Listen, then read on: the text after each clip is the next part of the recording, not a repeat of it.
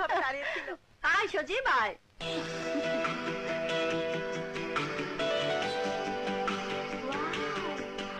How smart. আসসালামু আলাইকুম। এই হলো আমার বান্ধবীর মেয়ে রিটা, আর আমার ছেলে Sajib. Hello. Hi darling, you are so sweet, so beautiful, wonderful, দারুণ। I am very very pleased to meet you. ধন্যবাদ। বস বাবা বস, তোরা বসে কথা বল। ও আন্টি, নো, এখানে কথা বলার কোনো সুযোগ নেই। আন্টি, আমি সজীবকে নিয়ে বাইরে কোথাও ঘুরে আসি। বেশ তো, যাও না। কিন্তু মা, ও যখন তোর সাথে একটু নিরিবিলি বসে কথা বলতে চাচ্ছে, তাতে তোর আপত্তি কিসের? যা, তোরা কথা বলে একে অপরকে বুঝে নে। আমার আর বোঝার দরকার নেই।